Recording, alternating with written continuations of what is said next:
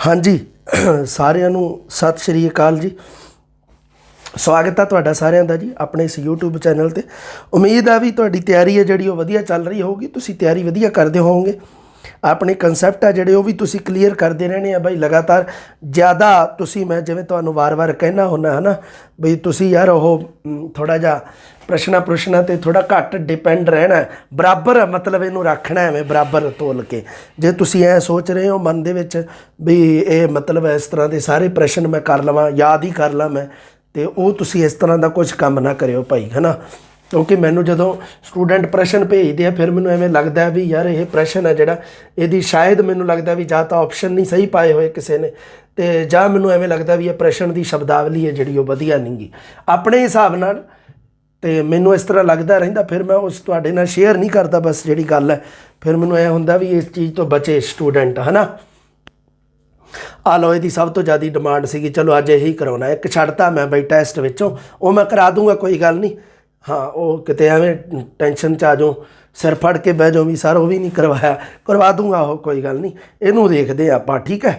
ये बड़ा जरूरी है अपने वास्ते। तुहाडी थोड़े जे कोई अपने हो जाए ना, थोड़ियां जिहियां टेंशनां दूर हो जाणगीआं तुहाडीआं, नाले तुहानूं हौसला हो जाऊगा। काफ़ी वार किसे दे सर ਸਾਹਿਤ ਦੇ रूपां ਦੇ ਵਿੱਚੋਂ प्रश्न नहीं करवाए तुसीं इस तरह स्टूडेंट ਜਦੋਂ वार वार ਕਹਿੰਦੇ ਆ। ਲਓ ਆਪਾਂ कुछ जल्दी जल्दी ਗੱਲਾਂ ਕਰਦੇ ਆ, दो चार ठीक है भी। सो तैयारी अपनी है फुल ओके जमा कम। हाँ तो कुछ तुहाडे वो जिवें मैं सवारा पिछली जिहड़ी वीडियो सी उहदे विच स्वरां दी जिहड़ी सारी मतलब वो जिहड़ी हैगी आ स्वरां दी वंड वो सारे हिसाब नाल करवाती है, उहदे विचों प्रश्न आ जाऊगा। फिर उस तो पहला मैं एक वीडियो दे विच वो लिपांक भी करवाते हैं, अगर लिपांक चो कोई प्रश्न आना है उहदे चो आ जाऊगा, ठीक है भाई। तो अज मैं एक बार छेती छेती नाल आपां प्रश्न देख लीए कोई 20 22, फिर उस तो बाद आप एक व्यंजना का वर्गीकरण भी तुहानूं कर दूँगा। फिर तुहाडे कमेंट भी पढ़ने हैं मैं हजे, है ना, उहदे विच भी पता लगूगा। हाँ जी पहला प्रश्न है, पंजाबी विच काफ़ी का विशा है बिरहा ते रहस, बिरहा ते प्रेम, प्रेम ते रागात्मकता, रागात्मकता है बई यह रागात्मकता, बिरहा ते रहस। पंजाबी विच काफ़ी का विशा की है भाई, दो दिते हुए है ना। पंजाबी विच काफ़ी का विशा जिहड़ा वो हैगा बिरहा अते प्रेम। बिरहा का मतलब हुंदा है विछोड़ा, बिरहा का मतलब की हुंदा है विछोड़ा, ठीक है भाई। बस इन्ना याद रख लियो। पंजाबी विच काफ़ी का विशा, पंजाबी विच पुछया मैं, पंजाबी विच काफ़ी का विशा, पंजाबी विच काफ़ी का विशा जी बिरहा ते प्रेम दोनों है। अगर तुसी 11वीं वाली बुक पढ़ रहे हैं तो वो दिता होया वधिया, मेरे वाली बुक विच भी दिता है। मेरे वाली बुक विच ਸਾਹਿਤ के रूपों का निचोड़ दिता होया, विचों बिल्कुल काम की गल है जिहड़ी वो दिती है, उहदे विचों प्रश्न आ जाएंगे, ठीक है भाई। पंजाबी विच काफ़ी का विशा बिरहा ते प्रेम है भाई। उस तो बाद अगला प्रश्न, पंजाबी सूफी कवियां ने काफ़ी लई किहड़ी भाषा की वरतों की है, मुल्तानी, लाहौरी, पोठोहारी जां पहाड़ी। सूफी कवियां ने भाई किहड़ी भाषा की वरतों की है, पंजाबी सूफी कवियां ने काफ़ी लई किहड़ी भाषा की वरतों की है भाई, मुल्तानी, लाहौरी। लाहौरी भाषा तो नहीं वरती, लाहौरी केंद्री पंजाबी है जिहड़ी माझे की, लाहौर दे विच माझे की बोली जाती है। पोठोहारी भी नहीं, ये भी नहीं वरती गई, तो पहाड़ी भी नहीं वरती गई। मुल्तानी, मुल्तानी भाषा का दूजा नाम है लहिंदी, लहिंदी नूं मुल्तानी कहते हैं भाई, याद रखियो तुसी। दोनों दे विचों कोई भी एग्जामिनर कोई भी ऑप्शन पा दे, मर्जी है अगले दी, है ना। तुसी ये याद रखना भी मुल्तानी ते लहिंदी एक ही है, ये भाषावां। लहिंदी नूं ही मुल्तानी कह दिंदे आ। पंजाबी सूफी जिहड़ी बाबे शेख फरीद ने वरती है अपने शलोकां विच, वो हैगी मुल्तानी लहिंदी। पंजाबी सूफी कवियां ने काफ़ी लई किहड़ी भाषा की वरतों की है, मुल्तानी जां लहिंदी भाषा की वरतों की है, याद रखना तुसी। वार की उत्पत्ति का संबंध लोक गीत नाल किसने जोड़िया है, कान सिंह नाभा, प्यारा सिंह पदम, प्रोफैसर प्रीतम सिंह वणजारा बेदी। वार की उत्पत्ति का संबंध तो लोक गीतां नाल उही जोड़ूगा जिहड़ा लोक गीतां नाल संबंधित इतिहासकार है। इन्हां दे विचों किहड़ा है, कान सिंह नाभा तो नहीं गा, ना प्यारा सिंह पदम है, ना प्रोफैसर प्रीतम सिंह है। सुहिंदर सिंह वणजारा बेदी है जिहड़ा ये लोक गीतां नाल संबंधित है, जो कि वार की उत्पत्ति का संबंध लोक गीत वारने तो कहता है, लोक गीत वारने तो होया, कहता वार की उत्पत्ति, वार शब्द की उत्पत्ति की गल करता वणजारा बेदी। वार की उत्पत्ति का संबंध लोक गीत नाल कौन जोड़ता है भाई? वणजारा बेदी, सोहिंदर सिंह वणजारा बेदी, SS वणजारा बेदी। अगला प्रश्न, वार संबंधी वस्तु विधान का भाग नहीं है, ये किहड़ा जिहड़ा वार संबंधी वस्तु विधान का एक भाग नहीं है? खड़ जो मैं प्रश्न बनाना सही है कि वार संबंधी वस्तु विधान का भाग नहीं है? बिल्कुल है, सही है। सो ये वार संबंधी वस्तु विधान का शंका, टक्कर, महात्म या समाधान। सो ये वार संबंधी वस्तु विधान का जिहड़ा भाग नहीं है वो है जी तुहाडा वार का महात्म है जिहड़ा, क्योंकि शंका, टक्कर, समाधान ये सारे वस्तु विधान के भाग है। वार नूं तुसीं ढंग नाल एक बार फिर देख लेना वार वाले टॉपिक नूं, ठीक है। उहदे विच महात्म है जिहड़ा ये वार के वस्तु विधान का भाग नहीं गा। महात्म सी का 3 नंबर ऑप्शन सही है। अगला प्रश्न, वार संबंधी छंदां का सही जुट चुनो, मतलब वार की रचना वास्ते किहड़े छंदां की वरतों की जाती है? सिरखंडी, निशानी, दोहरा सिरखंडी, सिरखंडी दोहरा, निशानी दोहरा। सो ये तुहानूं पता ही है वार संबंधी छंद है जिहड़े किहड़ा वरतिया जांदा बई, तुहानूं पता ही है वार की रचना वास्ते सिरखंडी अते निशानी छंदां की वरतों की जाती है। जिवें चंडी दी वार है, चंडी दी वार विच सिरखंडी अते निशानी इन्हां दोनों छंदां की वरतों की गई है, ठीक है भाई। एवें याद रखना बस तुसीं वार संबंधी छंदां का सही जुट सिरखंडी ते निशानी है भाई, ठीक है। वैसे किसी कवि ने दोहरा यूज कर लिया होगा, कोई दिक्कत नहीं, इस तरह हो सकता है, कोई वड्डी गल नहीं गी। तो पर ये जो 11वीं वाली बुक के अनुसार आप तक देखनी, आप उहदे अनुसार गल करनी है। उस तो हाई लैवल तो मैं वाधू करवा सकता तुहानूं, पर उसका फायदा नहीं कोई, क्योंकि प्रश्न है जिहड़ा 11वीं वाली बुक के साहित्य रूपों च होना है। 12वीं वाली जिहड़े साहित्य रूप 11वीं ते 12वीं दोनों किताबों च दे रखे, मैं अपनी बुक दे विच उहदा पूरा मतलब वो निचोड़ पाया, ठीक है। वार संबंधी छंदां दा सही जुट सिरखंडी ते निशानी है भाई। बाकी जो मर्जी आ जाए दोहरा छंद वरत्या वार दे विच, मैनूं पता है इस गल दा, ते पर वो इत्थे नहीं सैट बैठूगा। ये प्रश्न है जिहड़ा ये 3rd ग्रेड के हिसाब नाल बनाया गया। अगला प्रश्न, सूफी साहित्य विच सब तो पहला काफियां की रचना किहने कीती है भाई? सूफी साहित्य विच गुरु नानक देव जी, शाह हुसैन, शेख फरीद, बुल्ले शाह। हुण गल है सूफी साहित्य विच, देखो प्रश्न की शब्दावली ध्यान नाल। मैं अगर पूछया हुंदा भी पंजाबी साहित्य विच सब तो पहला काफियां की रचना किसने की? पंजाबी साहित्य विच ते जिहड़ा पंजाबी साहित्य दे विच आ जांदे है सारे गुरमत, सूफी, ये पंजाबी साहित्य आ जांदा है। समझ गए ना गल नूं? अगर मैं ये प्रश्न पूछा हुंदा पंजाबी साहित्य विच सब तो पहला काफियां की रचना किसने की, तो पंजाबी साहित्य विच गुरु नानक देव जी ने की है। अगर मैं प्रश्न पूछदा गुरमत साहित्य विच सब तो पहला काफियां की रचना किसने की, तां भी गुरु नानक देव जी होना सी, क्योंकि सूफी साहित्य दे विच ही आपां अगे सॉरी पंजाबी साहित्य दे विच ही आपां अगे गुरमत साहित्य पढ़ते हैं, नाल ही अगे विच पढ़ते हैं सूफी साहित्य, है ना। ये पंजाबी साहित्य के अगे भाग है, गुरमत साहित्य, सूफी साहित्य, वार साहित्य, बीर रसी साहित्य, जो भी वार्तक साहित्य, ये सारे पंजाबी साहित्य दे विच आउंदे। अगर हुंदा प्रश्न दुबारे सुन लो, पंजाबी साहित्य विच सब तो पहला काफियां की रचना किसने की, उत्तर होना सी गुरु नानक देव जी। अगर प्रश्न हुंदा गुरमत साहित्य विच काफियां की रचना सब तो पहला किसने की, गुरु नानक देव जी ने, पर इत्थे दिता सूफी साहित्य। सूफी साहित्य गुरु नानक देव जी है जिहड़े सूफी कवि नहीं गए, गुरु नानक देव जी गुरमत कावधारा के कवि है, सूफी नहीं गए। इत्थे मैं सूफी साहित्य की गल कर रहा, पंजाबी साहित्य दे विच सूफी साहित्य की गल हो रही है। समझ गए ना? शब्दावली है, प्रश्न की शब्दावली बस तुसी पकड़नी है। जदों मैं तुहानूं दस्सिया सी भी प्रश्न की शब्दावली तुसी फड़ ली, 50% तुहाडा प्रश्न उत्थे सही है। अगे ऑप्शनां ने 50% तुहाडा सही करवा देना, बस आही चीज़ां ध्यान च रखणियां।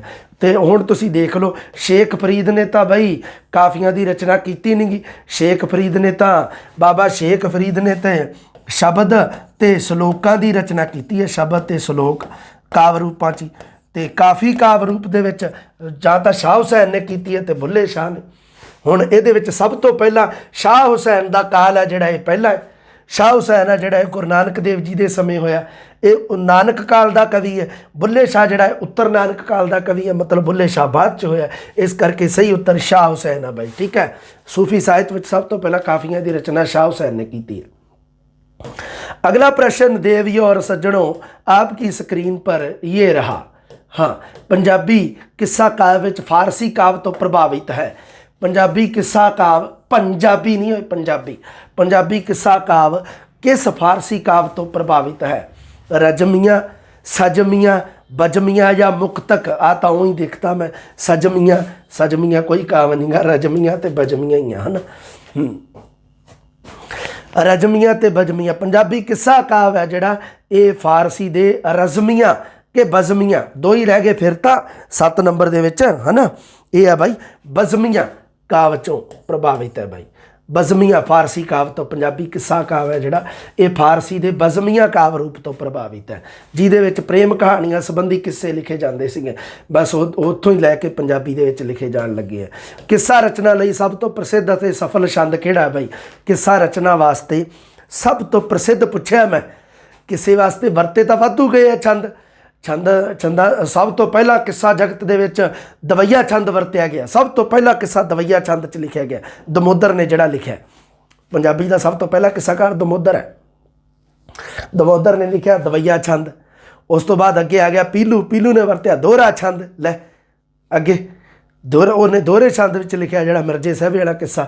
फिर उस तो बाद जिवें हाँ सब तो प्रसिद्ध पुछना आपां इन्हां दे विच हुण जिवें आ कवित छंद दे विच भी मतलब जिहड़ा कली छंद है उहदे विच भी लिखिया गया किस्सा तो है ना।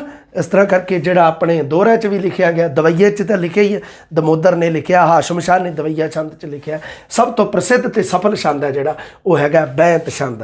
तो बैंत छंद का शाहकार कवि है वारिस शाह। वारिस शाह का करके बैंत छंद ज़्यादा प्रसिद्ध है। अगला प्रश्न, किस्से की विशा आधारित वंड नहीं है। लो बई किस्से की जिहड़ी वंड दित्ती है ना वो तुसीं याद कर लेनी है, प्रश्न पक्का आऊगा। आऊ एवें तक ही कह सकदा मैं, मतलब प्रश्न आउण दे 99.99% चांस है। ठीक है, याद रखना तुसीं। हाँ किस्से की विशा आधारित वंड नहीं है।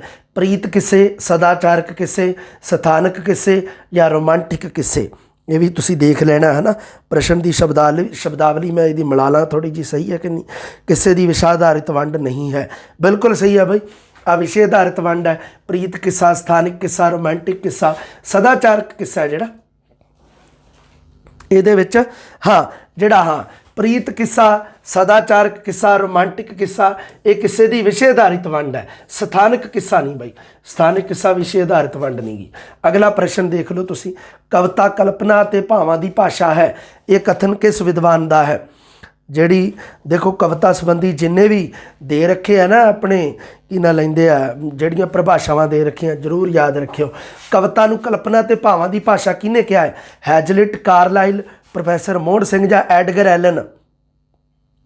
10 नंबर प्रश्न ये है जिहड़ा कविता नूं कल्पना ते भावां दी भाषा हैजलिट ने कहा भाई। ठीक है, उस तो बाद तुहाडा फर्ज है कारलाइल की परिभाषा, प्रोफैसर मोहन सिंह कहंदा कविता मस्ती है कहंदा, एडगर एलन की कहंदा, ये तुसीं सारे ये याद कर लेने हैं। तुसीं व्याख्या करने का मतलब यही हुंदा, याद कर लियो इनू, बार बार याद कर लियो, प्रश्न आउण दे पूरे पूरे चांस है भाई। ठीक है, उस तो बाद अगला प्रश्न, आधुनिक कविता आलोचना विच रूप अते वस्तु लई वरतिया जांदा शब्द की है भाई? रचना, संरचना, समीख्या या समालोचना?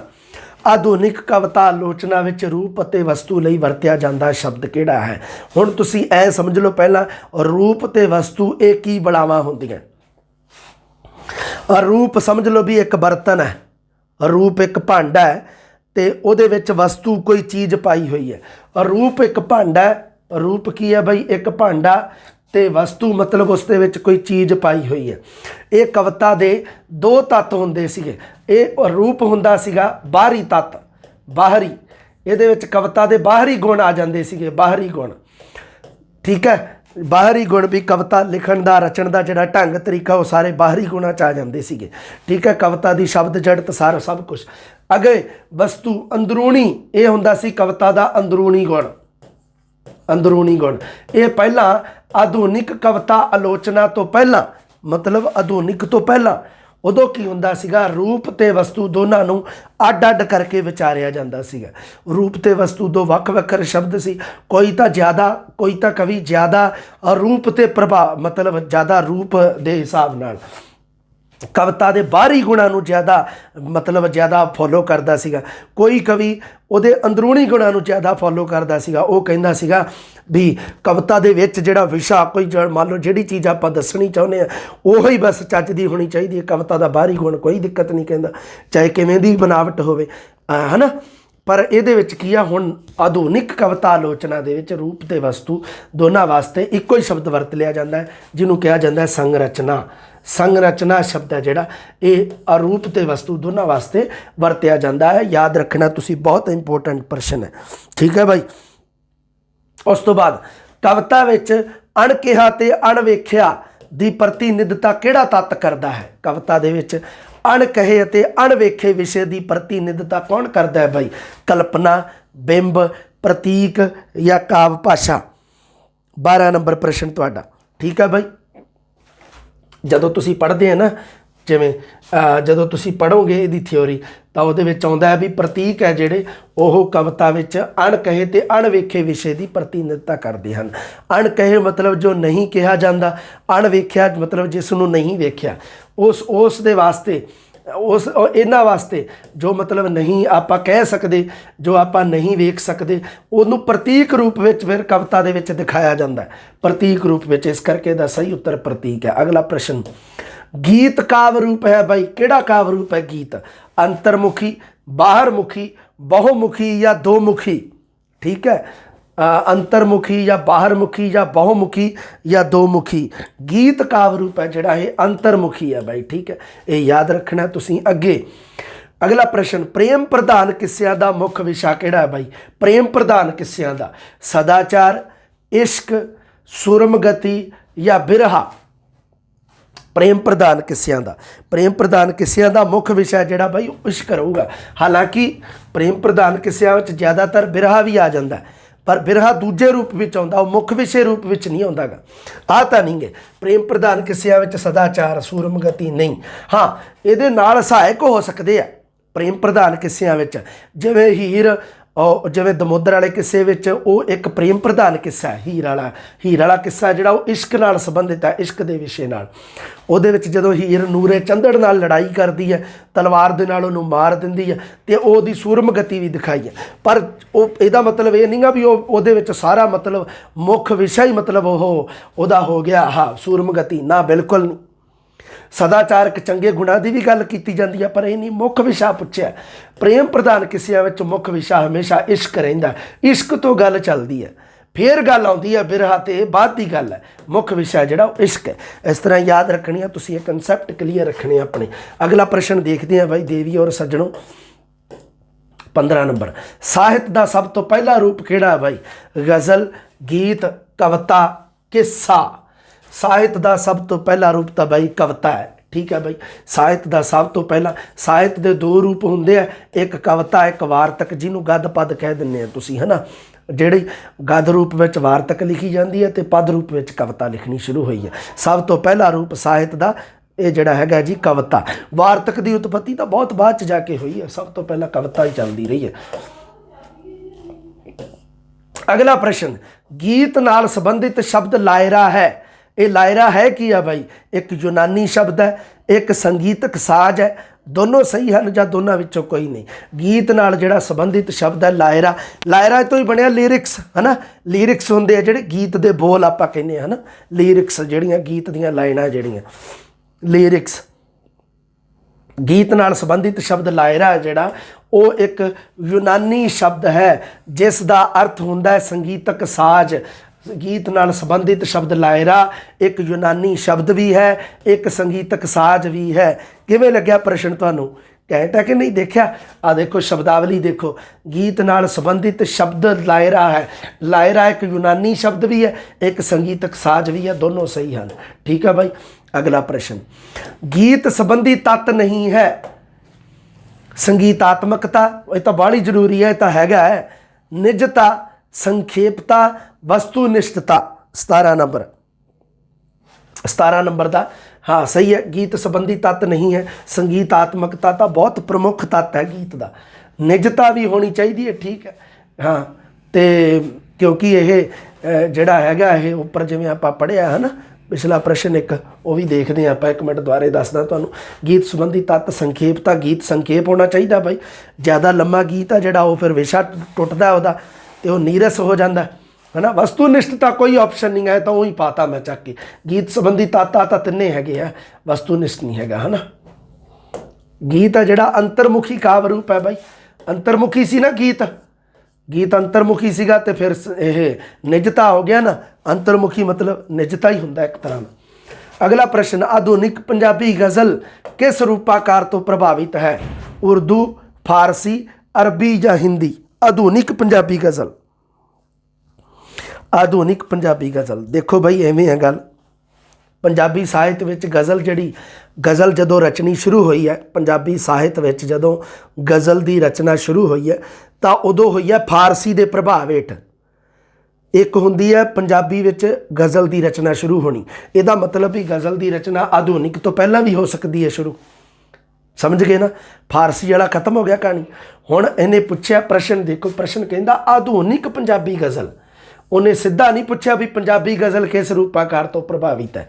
पंजाबी गज़ल तो फारसी तो ही प्रभावित है पंजाबी गज़ल, पर आधुनिक जिहड़ी वर्तमान दे विच जिहड़ी गज़ल लिखी जा रही है वो हैगी है जी उर्दू रूपाकार तो, वो उर्दू की गज़ल तो प्रभावित है। समझ गए ना। आधुनिक मतलब वर्तमान समय दे विच जिहड़ी लिखी जा रही है, ठीक है भाई, ये याद रखना है तुसीं। ओके हाँ जी। अगला प्रश्न देखते हैं देवी और सज्जनों, गज़ल के उत्तम शेर नूं की कहा जाता है? गज़ल के उत्तम शेर नूं की कहा जाता है? मतला, मकता, शाह बैत या छंद बैत? मतला ते मकता ये तुसी भाई रखने हैं ध्यान, छंद बैत कुछ नहीं है एवें ही है। गज़ल का उत्तम शेर नूं शाह बैत कहा जाता है, ठीक है भाई। हुण मतला मकता ये तुसी याद रखने हैं, ठीक है, ये भी याद कर लियो कित्थे पे है मतला मकता, ठीक है। 19 नंबर प्रश्न, गज़ल के उत्तम शेर नूं की आखदे हन? उहनूं कहा जाता है जी शाह बैत, ठीक है। गज़ल एक एक लफ्ज़ का मफहूम बदल रखा है, एक शेर भी याद आ जाता ना विच कई बारी। एक एक लफ्ज़ का मफहूम बदल रखा है, आज से हमने तेरा नाम गज़ल रखा है।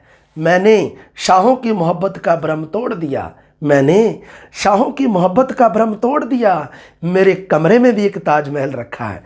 वाह वाह करिए, ठीक है भाई, धक्के नाल ही करा ली वाह वाह। अगला प्रश्न, नावल नूं जीवन का महाकाव्य किसने कहा भाई? नावल नूं जीवन का महाकाव्य कहा जाता है भाई, नावल नूं रिचर्ड बर्नर द्वारे देखदा मैं की नाम है इहदा, ये तो मिसप्रिंट होया वा लगता, वैसे तो नावल नूं जीवन का महाकाव्य द्वारे देखदा, हाँ रिचर्ड बर्नर ही है भाई, इहदा नाम बर्तर नहीं है, Richard Burner. Raleigh Fox, Gurdayal Singh या डॉक्टर श्याम सुंदर?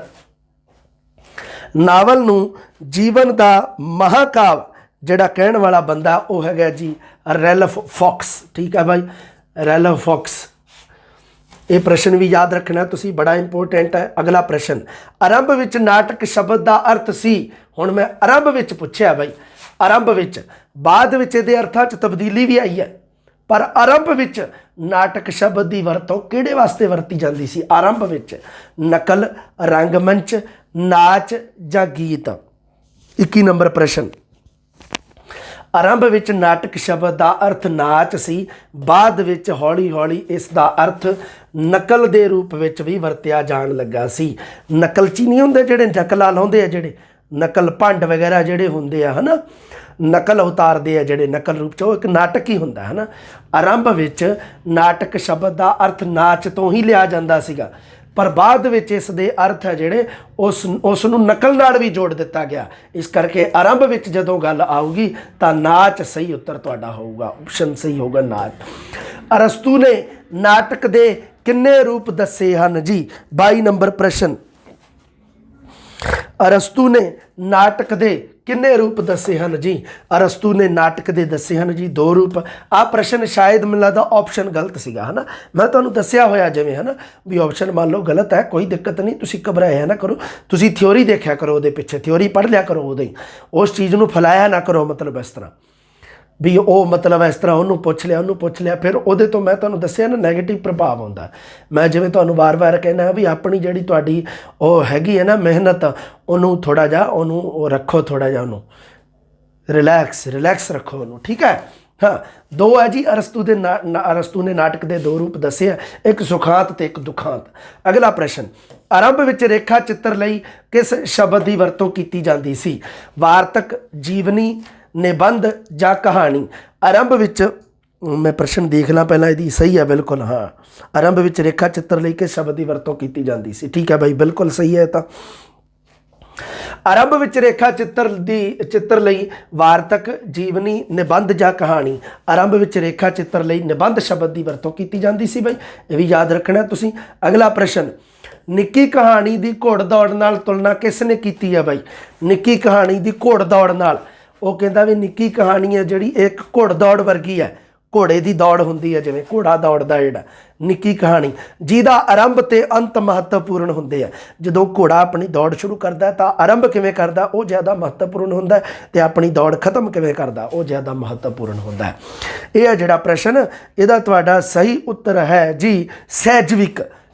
ਜਿਵੇਂ ਤੁਹਾਨੂੰ ਟ੍ਰਿਕ ਵੀ ਦੱਸੀ ਸੀ ਹੈ ਨਾ, ਸਹਿਜਵਿਕ ਦਾ ਮਤਲਬ ਸਜੀਵ ਕਰ ਲਓ, ਸਜੀਵ ਜਿਹਦੇ ਵਿੱਚ ਜਾਨ ਹੈ, ਤੇ ਘੋੜਾ ਬਾਈ ਇੱਕ ਸਜੀਵ ਹੈ ਨਾ। ਅਗਰ ਤੁਸੀਂ ਵੈਸੇ ਇੱਕ ਟ੍ਰਿਕ ਨਾਲ ਯਾਦ ਕਰਨਾ ਚਾਹੁੰਦੇ ਬਈ ਘੋੜਾ ਸਜੀਵ ਹੈ ਜੀ, ਬਸ ਜਦੋਂ ਨਿੱਕੀ ਕਹਾਣੀ ਦੀ ਘੋੜਦੌੜ ਨਾਲ ਤੁਲਨਾ ਆ ਪ੍ਰਸ਼ਨ ਆ ਜੇ ਤਾਂ ਸਹਿਜਵਿਕ ਕਰਕੇ ਆ ਜੇ, ਚੁੱਪ ਕਰਕੇ। ਅਗਲਾ ਪ੍ਰਸ਼ਨ ਦੇਖਦੇ ਹਾਂ ਦੇਵੀ ਔਰ ਸੱਜਣੋ। ਅਗਲਾ ਪ੍ਰਸ਼ਨ ਕਿੱਧਰ ਗਿਆ? ਆ ਰਿਹਾ ਦੇਵੀ ਔਰ ਸੱਜਣੋ। ਹਾਂ, ਅਗਲਾ ਪ੍ਰਸ਼ਨ, ਨਾਟਕੀ ਹੁਨਰ ਸਭ ਤੋਂ ਉੱਚੀ ਸੱਭਿਆਚਾਰਕ ਸਿੱਖਿਆ ਹੈ ਜੋ ਕੌਮਾਂ ਦੇ ਅੱਗੇ ਵਧਣ ਵਿੱਚ ਸਹਾਇਕ ਹੁੰਦੀ ਹੈ। ਉਪਰੋਕਤ ਕਥਨ ਕਿਸ ਵਿਦਵਾਨ ਦਾ ਹੈ? ਨੋਰਾ ਰਿਚਰਡ, ਇਬਸਨ, ਅਰਸਤੂ ਜਾਂ ਭਰਤ ਮੁਨੀ? ਉਪਰੋਕਤ ਕਥਨ ਹੈ ਜਿਹੜਾ ਇਹ ਵਿਦਵਾਨ ਦਾ ਨਹੀਂ ਗਾ ਬਈ, ਇਹ ਵਿਦੂਸ਼ੀ ਦਾ, ਸ਼੍ਰੀਮਤੀ ਨੋਰਾ ਰਿਚਰਡ ਦਾ, ਠੀਕ ਹੈ ਬਾਈ। ਅਗਲਾ ਪ੍ਰਸ਼ਨ, ਨਾਟਕ ਕੀ ਹੈ ਬਾਈ? ਨਾਟਕ ਕੀ ਹੈ? ਇੱਕ ਇਕਹਿਰੀ ਕਲਾ, ਦ੍ਰਿਸ਼ ਕਾਵ ਹੈ, ਤਰਾਸਦੀ ਹੈ ਜਾਂ ਸਾਰੇ ਸਹੀ ਹਨ? ਕਿਵੇਂ ਲੱਗਿਆ ਪ੍ਰਸ਼ਨ ਹੈ? ਇਹ ਦੇਖ ਲਓ ਤੁਸੀਂ, ਨਾਟਕ ਇਕਹਿਰੀ ਕਲਾ ਤਾਂ ਨਹੀਂ ਹੈ, ਇਹਦਾ ਮਤਲਬ ਸਾਰੇ ਹੀ ਸਹੀ ਹਨ, ਆਪਸ਼ਨ ਕੱਟ ਗਿਆ। ਇੱਕ ਆਪਸ਼ਨ ਜਦੋਂ ਗਲਤ ਹੋ ਗਿਆ ਫਿਰ ਸਾਰੇ ਤਾਂ ਸਹੀ ਨਹੀਂ ਰਹਿ ਗਏ। ਨਾਟਕ ਇੱਕ ਦੋਹਰੀ ਕਲਾ ਹੈ ਬਾਈ, ਦੋਹਰੀ ਕਲਾ, ਠੀਕ ਹੈ। ਤੇ ਨਾਟਕ ਹੈ ਜਿਹੜਾ ਤਰਾਸਦੀ, ਜ਼ਰੂਰੀ ਹੈ ਵੀ ਤਰਾਸਦੀ ਹੋਊਗਾ? ਨਾਟਕ ਤਰਾਸਦੀ ਦਾ ਮਤਲਬ ਹੁੰਦਾ ਦੁਖਾਂਤ, ਜ਼ਰੂਰੀ ਹੈ ਵੀ ਨਾਟਕ ਦੁਖਾਂਤ ਹੀ ਹੋਊਗਾ? ਨਹੀਂ, ਸੁਖਾਂਤ ਵੀ ਹੈ। ਤਾਂ ਨਾਟਕ ਹੈ ਜਿਹੜਾ ਇੱਕ ਦ੍ਰਿਸ਼ ਕਾਵ ਹੈ, ਠੀਕ ਹੈ ਬਾਈ, ਆ ਯਾਦ ਰੱਖਣਾ ਤੁਸੀਂ। ਦ੍ਰਿਸ਼ ਕਾਵ, ਦ੍ਰਿਸ਼ ਦਾ ਮਤਲਬ ਦੇਖਣਾ, ਨਾਟਕ ਨੂੰ ਰੰਗਮੰਚ ਦੇ ਉੱਪਰ ਦੇਖਿਆ ਜਾ ਸਕਦਾ ਹੈ ਬਾਈ, ਠੀਕ ਹੈ। ਨਾਟਕ 26 ਨੰਬਰ ਪ੍ਰਸ਼ਨ ਦਾ ਸਹੀ ਉੱਤਰ ਹੈ ਜਿਹੜਾ ਹੋਏਗਾ ਬੀ। ਅਗਲਾ ਪ੍ਰਸ਼ਨ, ਗਜ਼ਲ ਹੈ, ਗਜ਼ਲ ਕੀ ਹੈ? ਇੱਕ ਰੂਪ ਪ੍ਰਧਾਨ ਹੈ, ਵਿਸ਼ਾ ਪ੍ਰਧਾਨ ਹੈ, ਦੋਨੋਂ ਸਹੀ ਹਨ ਜਾਂ ਦੋਹਾਂ ਵਿੱਚੋਂ ਕੋਈ ਨਹੀਂ? ਗਜ਼ਲ ਹੈ ਜਿਹੜਾ ਇੱਕ ਰੂਪ ਪ੍ਰਧਾਨ ਵਿਸ਼ਾ ਹੈ। ਗਜ਼ਲ ਵਿਸ਼ਾ ਪ੍ਰਧਾਨ ਨਹੀਂ, ਰੂਪ ਤੇ ਵਿਸ਼ੇ ਦੀ ਗੱਲ ਪਿੱਛੇ ਹੋ ਗਈ ਹੈ ਨਾ, ਵਿਸ਼ਾ ਮਤਲਬ ਉਹਦੇ ਵਿੱਚ ਕੀ ਕਿਹਾ ਗਿਆ।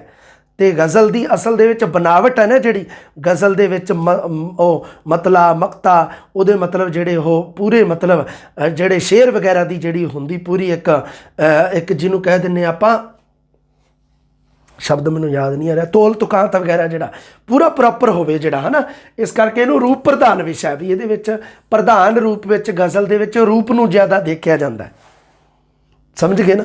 ਉਹ ਪ੍ਰਸ਼ਨ ਉੱਥੇ ਯਾਦ ਰੱਖਣਾ ਤੁਸੀਂ ਵੀ, ਕਵਿਤਾ ਦੇ ਵਿੱਚ ਰੂਪ ਤੇ ਵਿਸ਼ੇ ਵਾਸਤੇ, ਆਧੁਨਿਕ ਕਵਿਤਾ ਆਲੋਚਨਾ ਵਿੱਚ ਰੂਪ ਤੇ ਵਿਸ਼ੇ ਵਾਸਤੇ ਹੁਣ ਇੱਕੋ ਸ਼ਬਦ ਦੀ ਵਰਤੋਂ ਕੀਤੀ ਜਾਂਦੀ ਹੈ, ਸੰਰਚਨਾ ਸ਼ਬਦ ਦੀ। ਉਹ ਪ੍ਰਸ਼ਨ ਅੱਡ ਹੈ, ਇਹ ਅੱਡ ਹੈ, ਕਿਤੇ ਮਿਲਾ ਦਿੰਦੇ ਹੋ ਇਕੱਠੇ।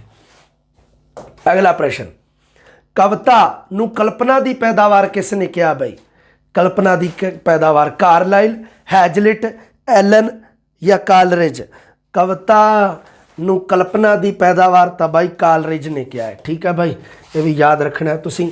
ਕਲਪਨਾ ਕਾਵ ਦੀ ਆਤਮਾ ਹੈ, ਰਸ, ਛੰਦ, ਅਲੰਕਾਰ ਜਾਂ ਭਾਸ਼ਾ? ਰਸ ਕਾਵ ਦੀ ਆਤਮਾ ਹੈ ਬਾਈ, ਠੀਕ ਹੈ। ਕਾਵ ਦੀ ਆਤਮਾ ਰਸ ਨੂੰ ਕਹਿੰਦੇ, ਇਹ ਤਾਂ ਸੌਖਾ ਹੀ ਪ੍ਰਸ਼ਨ ਸੀ। ਅਗਲਾ ਪ੍ਰਸ਼ਨ, ਗਜ਼ਲਾਂ ਦੇ ਸੰਗ੍ਰਹਿ ਨੂੰ ਕੀ ਕਿਹਾ ਜਾਂਦਾ ਹੈ? ਸ਼ੇਰ, ਮੁਸਲਸਲ ਤੇ ਗੈਰ ਮੁਸਲਸਲ? ਇਹ ਵੀ ਯਾਦ ਰੱਖਿਓ ਬਾਈ, ਮੁਸਲਸਲ ਤੇ ਗੈਰ ਮੁਸਲਸਲ। ਗੁਲਜ਼ਾਰ ਨਾ, ਗਜ਼ਲਾਂ ਦੇ ਸੰਗ੍ਰਹਿ ਨੂੰ ਦੀਵਾਨ ਕਿਹਾ ਜਾਂਦਾ ਹੈ, ਗਜ਼ਲਾਂ ਦੇ ਸੰਗ੍ਰਹਿ ਨੂੰ ਦੀਵਾਨ ਆਖਦੇ ਹਨ ਬਾਈ। ਅਗਲਾ ਪ੍ਰਸ਼ਨ, ਡਾਕਟਰ ਧਰਮਪਾਲ ਸਿੰਘਲ ਅਨੁਸਾਰ ਜੀਵਨੀ ਦਾ ਇੱਕ ਪ੍ਰਕਾਰ ਨਹੀਂ ਹੈ। ਡਾਕਟਰ ਧਰਮਪਾਲ ਸਿੰਘਲ ਨੇ ਜੀਵਨੀ ਦੇ ਪ੍ਰਕਾਰ ਗਿਣਾਏ ਆ, ਉਹਦੇ ਵਿੱਚੋਂ ਕਹਿੰਦਾ ਜੀਵਨੀ ਦਾ ਇੱਕ ਪ੍ਰਕਾਰ ਨਹੀਂ ਹੈ, ਸੰਪਰਦਾਇਕ, ਰਾਸ਼ਟਰੀ, ਇਤਿਹਾਸਕ ਜਾਂ ਆਰਥਿਕ ਹੈ। ਆਰਥਿਕ ਜੀਵਨੀ ਕਿਹੜੀ ਹੁੰਦੀ ਹੈ? ਮੈਨੂੰ ਤਾਂ ਆਹੀ ਲੱਗੀ ਜਾਂਦਾ। ਹਾਂ ਸਹੀ ਹੈ, ਆਰਥਿਕ ਕੋਈ ਜੀਵਨੀ ਦਾ ਪ੍ਰਕਾਰ ਨਹੀਂ ਹੁੰਦਾ ਬਾਈ। ਸੰਪਰਦਾਇਕ ਤਾਂ ਹੁੰਦੀ ਹੈ ਬਈ, ਸੰਪਰਦਾਇਕ ਜਿਹੜੇ ਧਾਰਮਿਕ ਵਗੈਰਾ ਜਿਹੜੇ ਹੈਗੇ ਆ, ਸਾਧੂ ਸੰਤ ਹੈ ਕੋਈ, ਉਹਨਾਂ ਨਾਲ ਸੰਬੰਧਿਤ ਜੀਵਨੀਆਂ ਮਿਲ ਜਾਂਦੀਆਂ। ਰਾਸ਼ਟਰੀ, ਇਤਿਹਾਸਕ ਇਹ ਤਾਂ ਮਿਲ ਹੀ ਜਾਂਦੀਆਂ, ਅਤੇ ਆਰਥਿਕ ਕੋਈ ਨਹੀਂ ਗਾ। ਮਤਲਬ ਨਾਟਕੀ ਕਹਾਣੀ ਨੂੰ ਅੱਗੇ ਤੋਰਨ ਵਾਲਾ ਤੱਤ ਕਿਹੜਾ ਬਾਈ? ਨਾਟਕ ਦੀ ਕਹਾਣੀ ਨੂੰ ਅੱਗੇ ਕੌਣ ਤੋਰਦਾ? ਪਾਤਰ ਚਿੱਤਰਨ, ਵਾਰਤਾਲਾਪ, ਭਾਸ਼ਾ ਜਾਂ ਪਲਾਟ? ਦੇਖੋ ਕਿੰਨਾ ਔਖਾ ਪ੍ਰਸ਼ਨ ਹੈ। ਤੁਸੀਂ ਕਹਿ ਦਿੰਦੇ ਆ ਅਸੀਂ ਆਹ ਤਿਆਰੀ ਕਰ ਲਈ, ਉਹ ਤਿਆਰੀ ਕਰ ਲਈ। ਕਹਾਣੀ ਨੂੰ ਹਮੇਸ਼ਾ ਵਾਰਤਾਲਾਪ ਅੱਗੇ ਤੋਰਦਾ ਹੁੰਦਾ, ਧਿਆਨ 'ਚ ਰੱਖਣਾ। ਨਾਟਕੀ ਕਹਾਣੀ ਨੂੰ ਅੱਗੇ ਤੋਰਨ ਵਾਲਾ ਤੱਤ ਹੁੰਦਾ ਵਾਰਤਾਲਾਪ।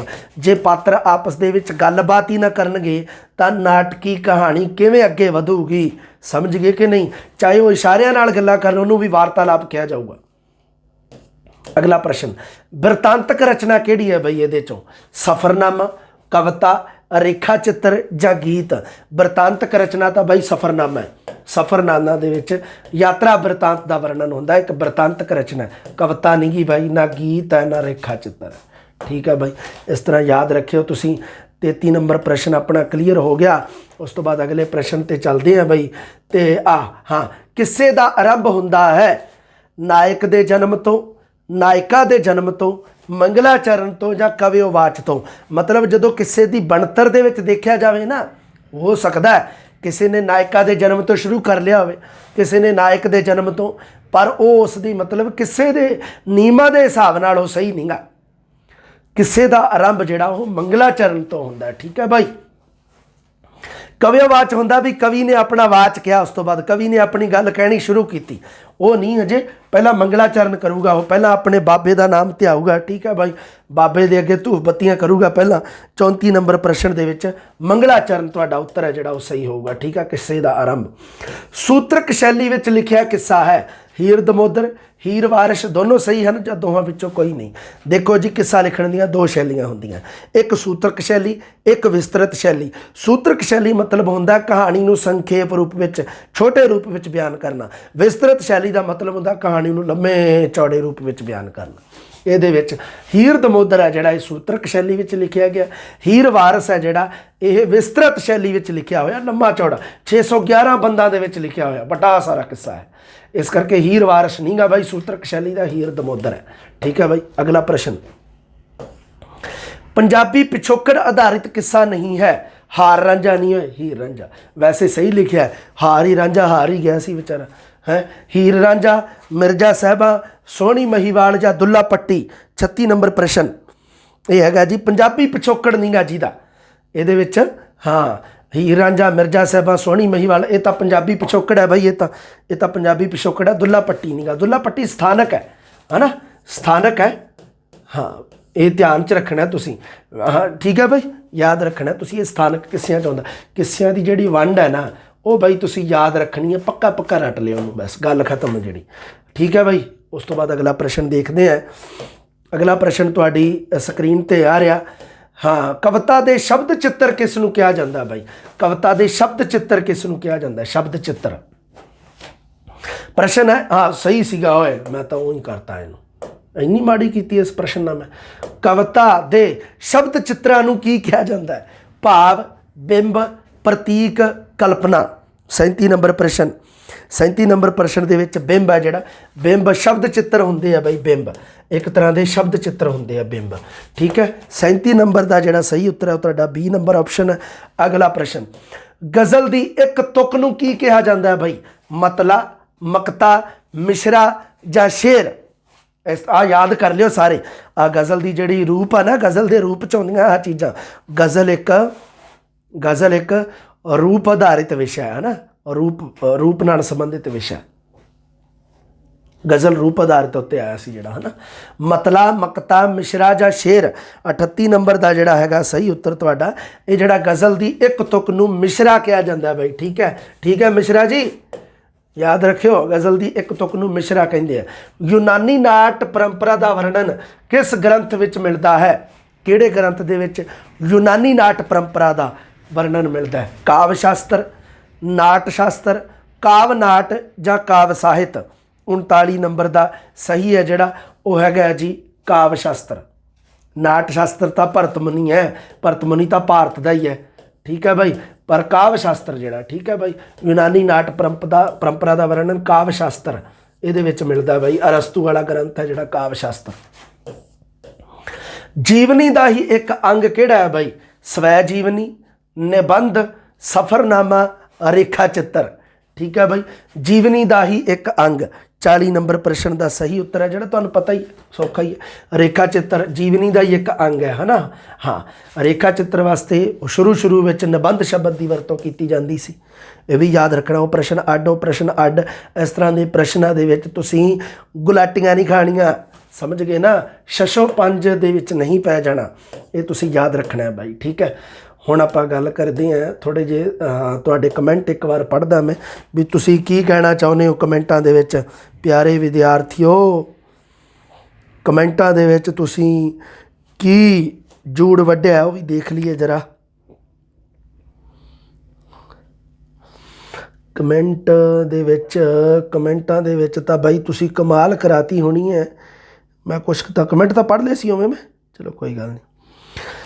ਹਾਂ, ਇੱਕ ਨੇ ਕਿਹਾ ਵੀ ਸਰ 6, 7, 8 ਕਲਾਸ ਵਿੱਚ ਜ਼ਿਆਦਾ ਡੀਪਲੀ ਪੜ੍ਹਨ ਦੀ ਲੋੜ ਨਹੀਂ। ਡੀਪਲੀ ਕੀ ਆ ਉਹਦੇ ਵਿੱਚ ਨਾ, ਉਹ ਬਹੁਤ ਸੌਖੇ ਆ ਸਾਰੇ, ਇਸ ਕਰਕੇ ਡੀਪਲੀ ਦਾ ਕੁਛ ਨਹੀਂ ਗਾ ਉਹਦੇ ਵਿੱਚ, ਸੌਖੇ ਹੀ ਆ ਸਾਰੇ। ਉਹ ਸਟੂਡੈਂਟ ਐਪਰੀਸ਼ੀਏਟ ਕੀਤਾ, ਘੈਂਟ ਕਲਾਸ ਤੇ ਆ ਜੀ ਕਲਾਸ ਤੇ ਸਾਰੀ। ਹਾਂ ਸਰ, ਗੁਰਮੁਖੀ ਲਿਪੀ ਦਾ ਪਹਿਲਾ ਵਿਆਕਰਣ 1869 ਤੇ ਪੰਜਾਬੀ ਦਾ ਪਹਿਲਾ ਵਿਆਕਰਣ ਡਾਕਟਰ ਕੈਰੀ ਨੇ 1812। ਹਾਂ, ਗੁਰਮੁਖੀ ਲਿਪੀ ਵਿੱਚ ਵਿਆਕਰਣ ਹੈ ਜਿਹੜਾ ਉਹ ਬਿਹਾਰੀ ਲਾਲ ਨੇ 1869 'ਚ ਲਿਖਿਆ ਬਾਈ, ਹੈ ਨਾ। ਇੱਕ ਥਾਂ 'ਤੇ 1862 ਵੀ ਲਿਖਤਾ ਮੈਂ, ਅਤੇ ਇੱਕ ਥਾਂ 'ਤੇ 1869 ਲਿਖਤਾ। ਤੁਸੀਂ 1869 ਸਹੀ ਕਰ ਲੈਣਾ। ਇੱਕ ਸਟੂਡੈਂਟ ਨੇ ਦੱਸ ਹੀ ਦਿੱਤਾ ਸੀਗਾ, ਇਹ ਤੋਂ ਪਹਿਲਾਂ ਮੈਂ ਨੰਦਰਾ ਵਾਲੀ ਬੁੱਕ 'ਚੋਂ ਦੇਖਦਾ, ਉਹਨੇ ਦੱਸਤਾ ਸੀਗਾ, ਕਹਿੰਦਾ ਜੀ 1869 ਹੈ। ਇਸ ਕਰਕੇ ਧਿਆਨ ਰੱਖਣਾ, ਬਿਹਾਰੀ ਲਾਲ ਨੇ ਜਿਹੜਾ ਵਿਆਕਰਣ ਲਿਖਿਆ ਸੀ ਗੁਰਮੁਖੀ ਲਿਪੀ ਵਿੱਚ ਉਹ 1869 ਦੇ ਵਿੱਚ ਲਿਖਿਆ ਸੀ, ਇਹ ਯਾਦ ਰੱਖਣਾ 1869। ਅਗਲਾ ਪ੍ਰਸ਼ਨ, ਦਿਲੋਂ ਧੰਨਵਾਦ, ਬਹੁਤ ਚੰਗੀ ਕਲਾਸ ਸਰ। SS ਐਜੂਕੇਸ਼ਨ 'ਤੇ ਜੋ ਟੈਸਟ ਸੀਰੀਜ਼ ਹੈ ਉਸ ਦੀ ਐਨਸਰ ਕੀ ਅਵੇਲੇਬਲ ਹੈ ਐਪ 'ਚ? ਐਨਸਰ ਕੀ ਤਾਂ ਮੈਂ ਇੱਥੇ ਹੀ ਲਵਾਈ ਜਾਂਦਾ, ਕਿਉਂ ਟੈਨਸ਼ਨ ਲਈ ਜਾਂਦੇ ਆ। ਸਰ ਤੁਹਾਡੀ ਛੱਪੜ ਵਿੱਚੋਂ ਨਿਕਲੀ ਗੋਰੀ ਵਾਲੀ ਗੱਲ ਵੀ ਸਹੀ ਹੈ। ਪੁਰਾਣੇ ਸਮਿਆਂ ਵਿੱਚ ਲੋਕ ਛੱਪੜ 'ਚ, ਹਾਂ ਛੱਪੜ 'ਚ ਹੀ ਨਹਾਉਂਦੇ ਸੀ, ਆਹ ਵੀ ਗੱਲ ਸਹੀ ਕੀਤੀ ਤੂੰ, ਕੰਮ ਦੀ ਗੱਲ ਕਰ ਗਿਆ। ਸਰ 4 ਕੁਐਸਚਨ ਚੌਪਈ ਛੰਦ ਵਿੱਚ 8 ਹੋਊਗਾ ਜੀ। ਅੱਛਾ ਬਈ 8 ਹੋਣਗੀਆਂ ਮਾਤਰਾਵਾਂ, ਅਤੇ ਜੇ ਮੈਂ ਵੱਧ ਕਰਕੇ ਫਿਰ ਵੀ ਚੌਪਈ ਛੰਦ ਕਰਤਾ ਫਿਰ ਕੀ ਬਣੂਗਾ? ਕਰ ਦਈਏ ਬੰਬ ਠਾ ਦਈਏ? ਲੈ ਹੁਣੇ ਠਾ ਦਿੰਦੇ ਹਾਂ। ਤਬ ਚਰਨਨ ਮਨ ਰਹਿ ਹਮਾਰਾ, ਆਪਣਾ ਜਾਨ ਕਰੋ ਪ੍ਰਤਪਾਰਾ। ਲੈ ਇਹ ਬੜੀ ਗੱਲ ਆਖੀ ਹੈ ਤੂੰ। ਲੈ ਮੈਂ ਹੁਣੇ ਤੈਨੂੰ 7 ਮਾਤਰਾ ਵਾਲਾ ਵੀ ਦਿਖਾ ਦਿੰਦਾ। 7 ਜਾਂ 8 ਹੋ ਸਕਦੀਆਂ, ਕੋਈ ਦਿੱਕਤ ਨਹੀਂ, ਇੱਕੋ ਜਿਹੇ ਨਹੀਂ, ਐਵੇਂ ਨਹੀਂ ਪੈਂਦਾ ਗਾ, ਮਤਲਬ ਆਪਸ਼ਨ 7 ਜਾਂ 8 ਦੋਨੇ ਨਹੀਂ ਪੈਣਗੇ। ਹਾਂ, ਜਿੰਨਾ ਵੀ ਥਿਓਰੀ 11ਵੀਂ ਵਾਲੀ ਬੁੱਕ ਹੈ ਜਿਹੜੀ ਉਹਦੇ ਵਿੱਚ ਹੀ ਦਿੱਤੇ ਆ ਨਾ ਆਪਣੇ ਛੰਦ, ਤਾਂ ਉਹਦੇ ਵਿੱਚ ਦੇਖ ਲੈਣਾ ਤੁਸੀਂ ਵੀ ਕੀ ਦਿੱਤਾ ਪ੍ਰੋਪਰ ਸਹੀ, ਹੈ ਨਾ। ਹੁਣ ਜਿਵੇਂ ਆ ਹੈਗਾ ਤਵ ਚਰਨਨ ਮਨ ਰਹਿ ਹਮਾਰਾ, ਬਈ ਹੋ ਸਕਦਾ ਇਹਦੇ ਵਿੱਚ ਕੋਈ ਲਗਾ ਮਾਤਰਾ ਕੋਈ ਵੱਧ ਘੱਟ ਹੋ ਗਈ ਹੋਵੇ ਅਤੇ ਥੋੜ੍ਹਾ ਜਿਹਾ, ਹੈ ਨਾ, ਕੋਈ ਨਹੀਂ, ਆਪਾਂ ਉਦਾਹਰਨ ਸਮਝ ਲੈਣੀ। ਤਵ ਚਰਨਨ ਰਹਿ ਹਮਾਰਾ, ਆਪਣਾ ਜਾਨ ਕਰੋ ਪ੍ਰਤਿਪਾਰਾ, ਕਰੋ ਪ੍ਰਤਿਪਾਰਾ। ਆ ਲਓ ਵੀ, ਆ ਵੀ ਚੌਪਈ ਦਾ ਹੀ ਹੈ ਉਦਾਹਰਨ, ਇੱਕ ਚੌਪਈ ਸਾਹਿਬ ਦੇ ਵਿੱਚੋਂ ਹੀ ਲਿਆ ਮੈਂ, ਠੀਕ ਹੈ। ਤਵ ਚਰਨਨ ਮਨ ਰਹਿ ਹਮਾਰਾ, ਚੱਲ ਇੱਥੇ ਹੋ ਜਾਊਗਾ, ਠੀਕ ਹੈ। ਆ ਗਿਣ ਲੈਂਦੇ ਆਪਾਂ 1 2 3 4 5 6 7 8। ਆ ਵਰਨ ਨਹੀਂ ਗਿਣੇਗੇ ਮੈਂ, ਮਾਤਰਾਵਾਂ ਗਿਣੀਆਂ, ਇੱਕ ਇੱਕ ਹੀ ਲੱਗੀ ਹੈ, ਇਹ ਮਾਤਰਾ ਗਿਣੀਆਂ 1 2 3, ਕਿਤੇ ਆਖੋ ਵੀ ਸਰ ਨੇ ਚੌਪਈ 'ਚ ਵਰਨ ਗਿਣਤੇ, ਠੀਕ ਹੈ। ਉਸ ਤੋਂ ਬਾਅਦ 1 2 1 2 2, ਠੀਕ ਹੈ। ਚਲੋ ਆ ਤਾਂ ਹੋ ਗਿਆ। 1 4 ਤੇ 2 6 ਤੇ 2 8, ਠੀਕ ਹੈ। ਇੱਥੇ ਦੇਖ, ਆਪਣਾ ਜਾਨ ਕਰੋ ਪ੍ਰਤਪਾਰਾ। 1 2 3 4 5 6 7, ਅਲ 7 ਤੇ ਆ ਗਿਆ ਨਾ ਵਿਸ਼ਰਾਮ। ਕਿਉਂ ਨਹੀਂ ਆ ਸਕਦਾ? ਕੈਸੀਆਂ ਗੱਲਾਂ ਕਰਦੇ ਹੋ ਯਾਰ ਤੁਸੀਂ, ਲੈ ਹੱਦ ਹੋ ਗਈ ਯਾਰ ਤੁਹਾਡੀ। ਲੈ ਪ੍ਰੇਮ ਨਾ ਕਹਿਣਾ ਕੋਈ, ਐਵੇਂ ਟੈਨਸ਼ਨ ਨਾ ਲੈ ਜੀ ਕਿਤੇ ਕਮਲਿਆ, ਜੋ ਵੀ ਹੈ ਤੂੰ ਟੈਨਸ਼ਨ ਨਾ ਲੈ ਜੀ ਕਿਤੇ। ਪਰ ਚੌਪਈ ਛੰਦ ਵਿੱਚ 8 ਹੋਊਗਾ, ਇਹ ਜ਼ਰੂਰੀ ਨਹੀਂ ਗਾ। ਆ ਦੇਖ ਲੈ 7 ਵੀ ਹੋ ਗਈਆਂ, 2 2 4 ਤੇ 5 ਤੇ 2 7, ਚੱਕ ਵੀ ਸ਼ੇਰਾ। कैसा लगा? ठीक है। इस करके कोई गल नहीं, बस वो थ्योरी थोड़ी जी पढ़ लियो जरा। मैं तां ही तो 7 ऑप्शन मैं 7 जान बुझ के पाया सी, मैनूं भी पता 8 होंदियां, पर जरूरी नहीं भी 8 ही होण, 7 भी हो सकदियां। देख ला, एक उदाहरण देती है तैनूं, इस तरह बई याद रखना थोड़ा जिहा, कोई गल नहीं। बहुत अच्छा, बहुत वधिया प्रश्न सीगा सर। 10वीं क्लास में जिन्ने भी क्वेश्चन बनते हो सारे करवाते हैं मैं, 10वीं वाले होर नहीं है मेरे को सर। 15 क्वेश्चन च कोरड़ा भी बन रहा है। अच्छा भी ले, ये बड़ी गल आखी है तू। हुणे आपां बना के देख लेने आ भी कोरड़ा वाकई बनता 15 नंबर प्रश्न दे विच। मैनूं देखण दो जरा कित्थे है प्रश्न। 9 नंबर सी लगदा पेपर कोरड़ा छंद, ते 9 नंबर दे विच सीगा छंद। कितना नंबर प्रश्न क्या है? 15 नंबर प्रश्न दे विच, 15 नंबर प्रश्न दे विच कोरड़ा छंद। भाई मरन तां पैंदियां भज बाहां, बिना भाइयां परे परिवार नहीं, ना भी नहीं बनता। कोरड़ा छंद दे विच तां वो 4 लंमियां तुकां ते तुक वो होऊगा अपने तुकांत होऊगा ना अंत दे विच, तुकांत मेल हुंदा ही नहीं इहदे विच। आ देख, भाई मरन तां पैंदियां भज बाहां, कित्थे बाहां ते कित्थे नहीं, बिना भाइयां परे परिवार नाही। आ देखो कित्थे बाहां ते कित्थे नाही। जे बाहां इत्थे ठाहां हुंदा जां ताहां हुंदा फिर तां मनदे है ना। तुकांत मेल नहीं हैगा, ਉਹਦਾ ਥਿਓਰੀ ਪੜ੍ਹੋ ਨਾ। ਥਿਓਰੀ ਤਾਂ ਪੜ੍ਹਦੇ ਨਹੀਂ ਤੁਸੀਂ, ਉਹ ਤਾਂ ਰਾਜੀ ਨਹੀਂ ਪੜ੍ਹ ਕੇ। ਉਹਦਾ ਤੁਸੀਂ ਕਹਿੰਦੇ ਹੋ ਵੀ ਇਸ ਤਰ੍ਹਾਂ ਆ ਜੇ। ਆ ਦੇਖੋ ਭੁਲੇਖੇ 'ਚ ਪਾਉਣ ਵਾਲੀਆਂ ਚੀਜ਼ਾਂ ਪੈ ਗਈਆਂ ਨਾ ਭੁਲੇਖੇ 'ਚ, ਜਿਹੜਾ ਵੀ ਤੂੰ ਹੈ।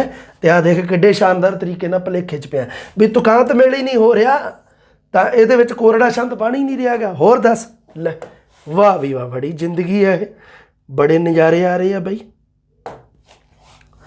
ਠੀਕ ਹੈ ਬਈ, ਇਹ ਵੀ ਯਾਦ ਰੱਖਿਓ। ਧਰਮ ਨਾਲ ਕੀਲ ਤੇ ਬਸ, ਆਹ ਠੀਕ ਹੈ, ਕਿਆ ਬਾਤ। ਸਰ ਜੀ ਸਾਰੀਆਂ ਸਾਹਿਤ ਰੂਪ ਦੇ ਮੋਢੀ ਦੱਸ ਦਿਓ ਸਰ।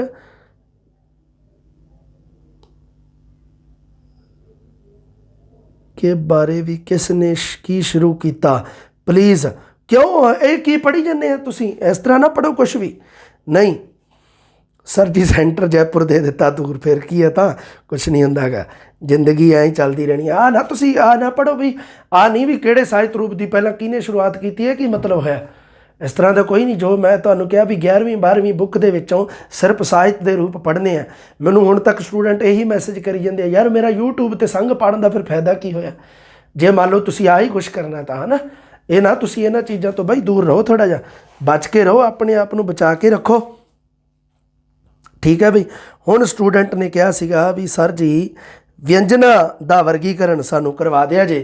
तो लो जी, व्यंजना का वर्गीकरण हाज़र है, जुगनू हाज़र है। व्यंजना का वर्गीकरण लैके, जुगनू तो नहीं गा, सिमरनजीत सिंह हाज़र है। ठीक है भाई। व्यंजन धुनिया का वर्गीकरण एक तो हैगा वो उचारण स्थान के आधार पर है, जिहड़ी हैगी कंठी, तालवी, दंती, है ना। ये सारियां उचारण स्थान के आधार पर है, बहुत सौखी है। चलो ठीक है, देखते हैं। 2 तरीके नाल, एक उचारण स्थान के आधार पर है, एक उचारण विधि के आधार पर है। पहली देख लो उचारण स्थान के आधार पर, मूँह दे विचों किहड़े स्थान तो किहड़ा व्यंजन बोलिया गया, उचारण स्थान। सब तो पहली देख लो कंठी, सब तो पहला कंठी। आ जिहड़ी कक्का खक्खा गग्गा घग्गा गंगा, ये कंठी वाली है।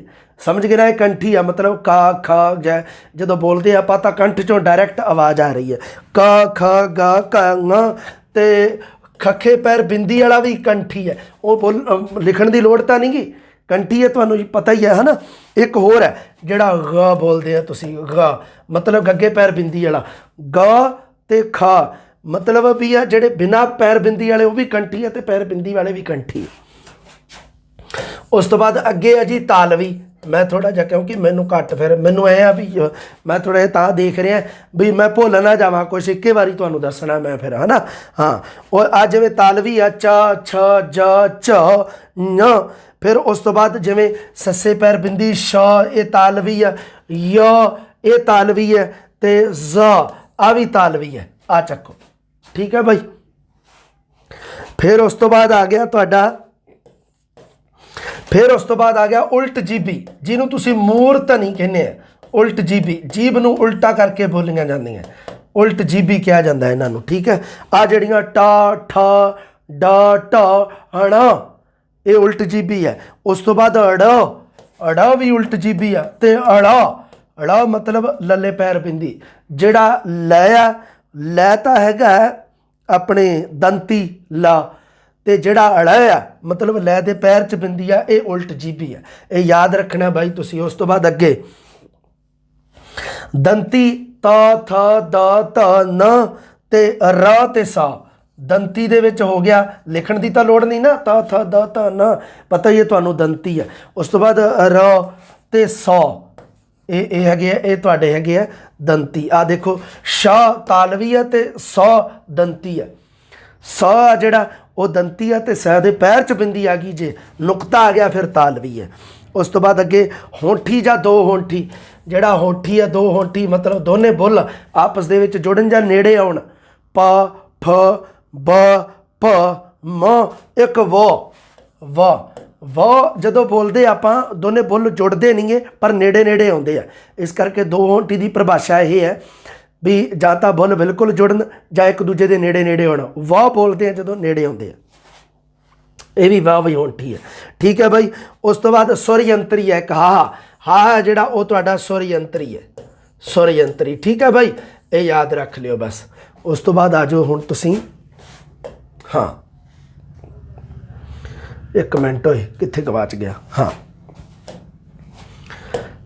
ਫਿਰ ਉਸ ਤੋਂ ਬਾਅਦ ਆ ਗਈ ਇੱਕ ਉਚਾਰਨ ਸਥਾਨ ਹੋ ਗਿਆ, ਇੱਕ ਆ ਜਾਓ ਉਚਾਰਨ ਵਿਧੀ ਦੇ ਆਧਾਰ ਤੇ।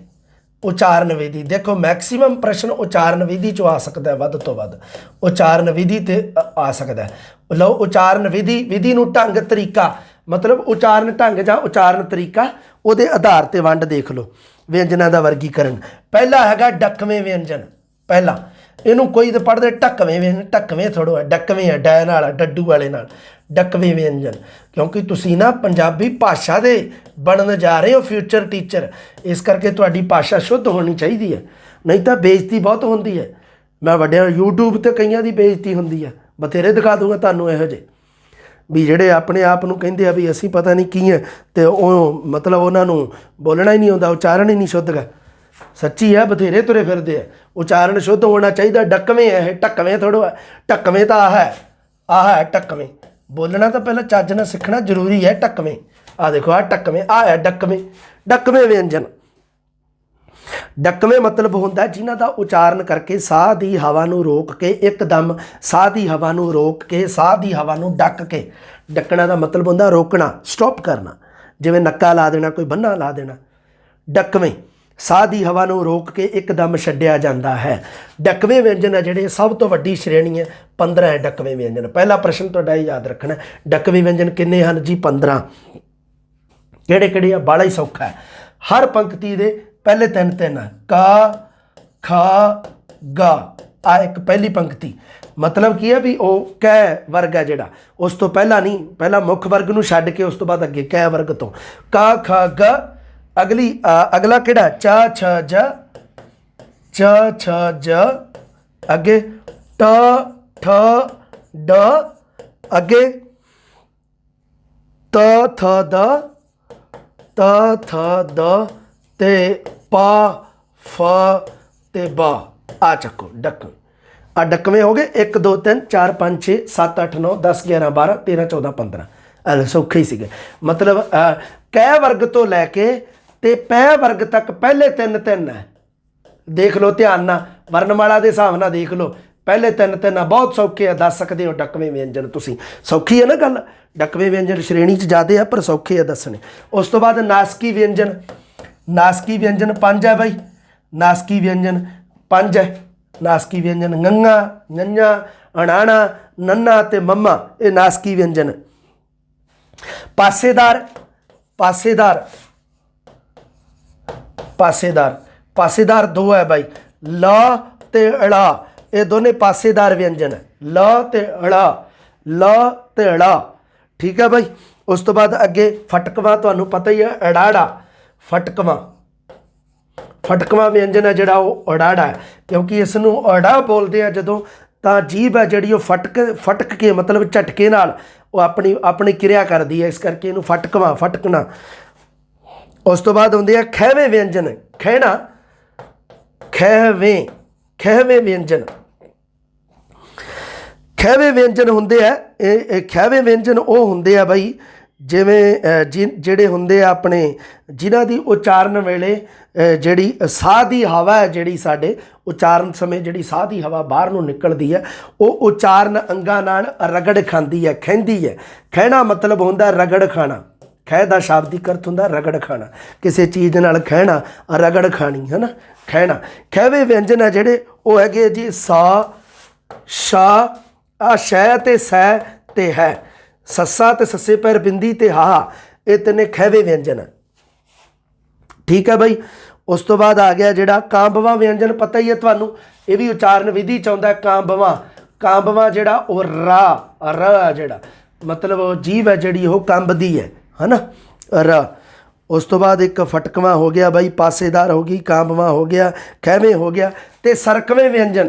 ਸਰਕਵੇਂ ਬਾਰੇ ਤਾਂ ਮੈਂ ਤੁਹਾਨੂੰ ਦੱਸਿਆ ਸੀਗਾ। ਸਰਕਵੇਂ ਵਿਅੰਜਨ, ਸਰਕਣਾ, ਆਪਣੀ ਜਗ੍ਹਾ ਤੋਂ ਹਿੱਲ ਜਾਣਾ, ਉਹਨੂੰ ਕਿਹਾ ਜਾਂਦਾ ਸਰਕਵੇਂ ਵਿਅੰਜਨ। ਜਿਹੜੇ ਪੰਜਾਬੀ ਦੇ ਦੋ ਅਰਧ ਸਵਰ ਹੈ ਨਾ, ਜਿਹੜੇ ਯਈਆ ਤੇ ਵਾਵਾ, ਇਹ ਦੋਨੇ ਬਾਈ ਸਰਕਵੇਂ ਵਿਅੰਜਨ ਹੈ, ਕਿਉਂਕਿ ਇਹ ਅਰਧ ਸਵਰ ਹੈ। ਕਦੀ ਤਾਂ ਇਹ ਸਰਕ ਕੇ ਵਿਅੰਜਨਾਂ ਵੱਲ ਚਲੇ ਜਾਂਦੇ ਆ, ਕਦੀ ਤਾਂ ਇਹ ਅਰਧ ਵਿਅੰਜਨ ਹੋ ਜਾਂਦੇ ਆ, ਕਦੀ ਇਹ ਅਰਧ ਸਵਰ ਹੋ ਜਾਂਦੇ ਆ। ਇਸ ਕਰਕੇ ਇਹਨਾਂ ਨੂੰ ਅਰਧ ਸਵਰ ਕਿਹਾ ਜਾਂਦਾ। ਸਰਕ ਜਾਂਦੇ ਆ, ਕਦੀ ਤਾਂ ਵਿਅੰਜਨ, ਕਦੀ ਸਵਰ, ਕਦੀ ਵਿਅੰਜਨ, ਕਦੀ ਸਵਰ। ਸਰਕਣਾ ਹੁੰਦਾ ਨਾ, ਆਪਣੀ ਜਗ੍ਹਾ ਚੇਂਜ ਕਰਨੀ, ਸਰਕ ਜਾਣਾ। ਯਾ ਤੇ ਵਾ ਦੋਨੇ ਸਰਕਵੇਂ ਵਿਅੰਜਨ ਆ। ਇਹਨਾਂ ਨੂੰ ਤੁਹਾਨੂੰ ਪਤਾ ਹੀ ਆ, ਉਹ ਵੀ ਕਿਹਾ ਜਾਂਦਾ ਆਪਣੇ ਅਰਧ ਸਵਰ ਵੀ ਕਹਿੰਦੇ ਆ ਇਹਨਾਂ ਨੂੰ, ਯਾ ਤੇ ਵਾ। ਲਓ ਵੀ ਯਾਦ ਰੱਖਿਓ, ਠੀਕ ਹੈ।